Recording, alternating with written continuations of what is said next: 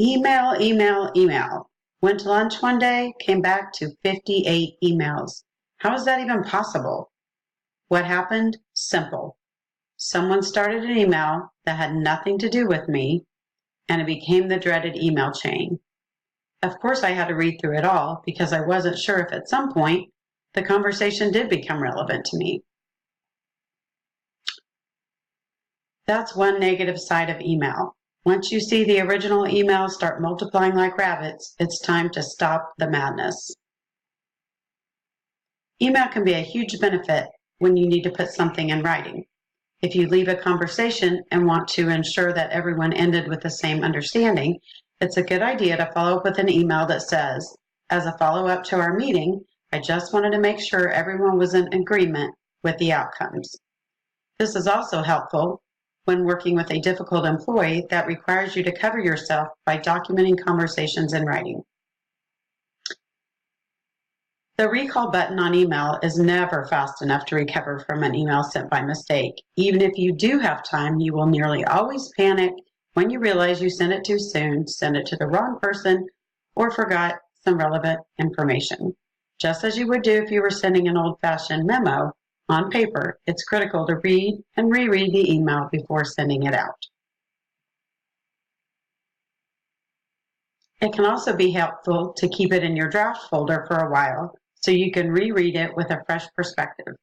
I recently had to send out an email with some very clear, direct guidelines for an upcoming event we were having. The guidelines stemmed from some hard lessons learned at a previous event, and I needed to make sure that all people understood the rules. My first email was harsh and to the point. I knew I wasn't going to send it, but I typed out everything I needed to communicate and then saved it. Words of wisdom, and possibly speaking from experience, never enter the names of the recipients until you are ready to send the final version. This will save you from accidentally sending a draft of an email that is not quite ready for everyone else's eyes.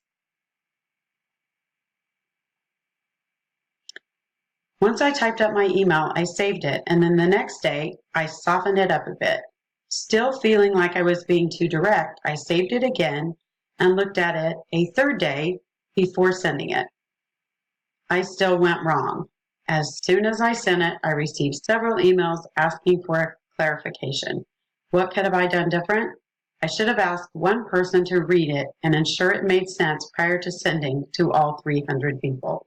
I then had to send another email clarifying the first email to those same 300 people. Email can create problems if you are communicating something and don't come across to your reader as you intended. Maybe you read the email as funny or lighthearted and someone else takes it too serious and is offended. It is sometimes better to just talk to someone face to face, especially on a sensitive subject. Email messages can easily be interpreted the wrong way. Email can also be easily forwarded. When you think you are communicating with just one person, you might find that an email intended for that person has unexpectedly been seen by others. This can create many problems. Along those same lines, you might intend to reply to one person with some snarky comment, but accidentally send the email to everyone on the distribution list. Additionally, when you send something, make sure that you enter the right email address on the to line. Many times people enter an incorrect name, and before realizing it, they have sent sensitive HR or payroll information to the wrong people, or even shared company trade secrets with outside vendors or customers. Accidents can happen easily. I feel like I'm not that old, but I remember when the first company I worked for got electronic mail. Our first email came on CRTs that had little functionality, but worked to send short messages to groups of people. Our next phase of electronic mail came when an outside government agency required us to be able to receive electronic files from them. I had two computers. I would boot up one with DOS to download the mail to a floppy disk and then take it to another computer that had WordPerfect so I could print it. We didn't yet have the capability to forward emails, so I would print everything that came in and distribute paper copies. When the company eventually had email for everyone, I had older bosses that required me to log onto their email and print off everything for them to read. I'm certainly thankful those days are over. No more making copies or filing paper documents all day long.